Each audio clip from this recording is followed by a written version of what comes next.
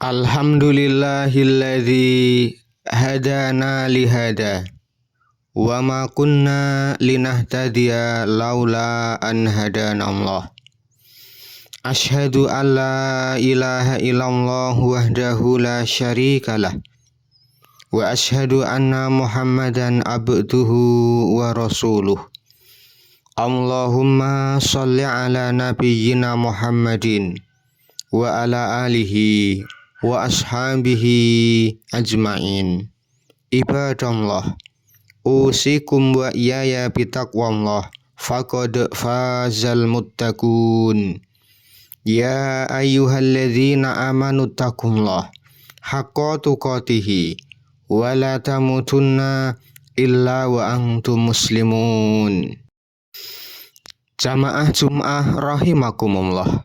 Sumangga tansah syukur dumateng Allah Subhanahu wa taala ingkang tansah paring rahmat taufik sarta hidayah dumateng kula lan panjenengan.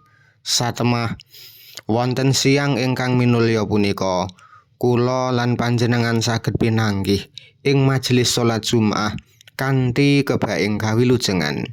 Sholawat ugi salam mugi tansah kunjuk dumateng Nabi Agung Muhammad sallallahu alaihi wasallam ingkang tansah kula lan panjenengan tenggo syafaatipun ing dinten akhir. Jamaah Jum'ah rahimakumullah. Wonten kesempatan khutbah siang punika khatib wasiat sumangga tansah ningkataken takwa kanthi nindakaken dawuh-dawuhipun Allah ugi nebihi sedaya awisanipun. Mugi kanthi takwa Allah tansah paring kamulyan panggesangan fid dunya wal akhirah, amin. Jamaah Jum'ah rahimakumullah. Wekdal punika cepet sanget lumampahipun. Mboten kraos, kalender meh dumugi pungkasan taun. Setahun sampun kula lan panjenengan lewati kanthi maneka warna kedadosan. Punapa taun menika dados taun ingkang kebak untung utawi malah kebak rugi. Monggo sami emut dumateng dawuhipun Gusti Allah ingkang cetha mrentahaken supados tansah introspeksi utawi muhasabah.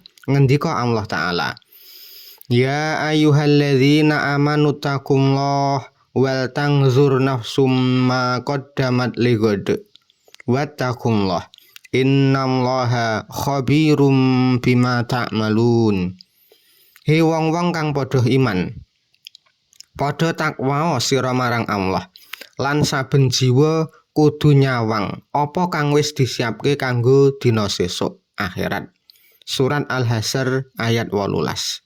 Ayat punika minangka perintah wajib saking Allah dumateng kula lan panjenengan supados mboten namung fokus dumateng asil panen utawi badhe kadonyan, ananging kedah ngitung-ngitung bekal amal ingkang sampun dipun kentun dumateng akhirat. Jamaah Jum'ah rahimakumullah. Kula lan panjenengan kedah mawas diri dhateng kalih perkawis ingkang dados ukuran badhe lan rugi. Sepisan kesempatan ingkang dipun lirwakaken. Sepinten kesempatan amal soleh ingkang ical namung kula lan panjenengan lirwakaken. Sepinten wekdal ingkang dipun paringaken Allah nanging namung kula lan panjenengan ginakaken kagem dolanan, kesenengan utawi perkawis ingkang boten manfaat. Punapa kula lan panjenengan kesupen bilih Gusti Allah sampun paring jatah umur ingkang terus suda. Kaping kalih, dosa ingkang tesih kathah. Dosa punapa ingkang asring kula lan panjenengan lampahi lan dereng dipun tobati kanthi saestu. Punapa lisan lan paningal sampun jagi hak-hakipun sedulur sanes utawi taksih remen ngresula lan ngrasani. Jamaah sidang Jumat ingkang minulya, monggo kula lan panjenengan emut dumateng hakikat wekdal. Wekdal punika modal utama kagem gayuh jannah utawi surga. Rasulullah Shallallahu alaihi wasallam ngemutaken, bilih wonten nikmat ingkang asring dipun lalekaken tiyang kathah. Inggih punika nikmat sehat lan nikmat wekdal utawi umur longgar. Kanjeng Nabi ngendika, nikmatane mahbunun fihi makasirum minan nas, as-sihhatu wal farah. Ana nikmat werna loro kang akeh-akehe menungsa padha lali, yaiku nikmat sehat lan nikmat wektu longgar. Hadis riwayat Imam Bukhari. Pramila ngadepi taun ingkang badhe rawuh, monggo kula lan panjenengan netepaken janji.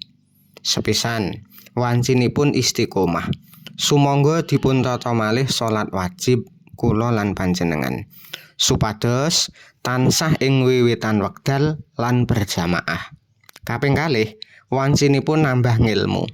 Sumangga ngiyataken semangat rawuh ing majelis taklim, supados iman lan ngilmu tansah nambah. Kaping 3, wancinipun tobat. Sumangga kula lan panjenengan cepet-cepet nyuwun pangapunten dumateng Gusti Allah menawi wonten kalepatan, lan nyuwun pangapura dumateng sesami menawi wonten hak-hakipun ingkang sampun dipun langgar. Mugi-mugi pungkasan taun menika dados titik wiwitan ingkang sae kagem taun ngajeng, taun ingkang kebak amal soleh lan berkah. Aku qouli hadza wa astaghfirullah li wa lakum wa lisairil mukminin innahu huwas samiul alim.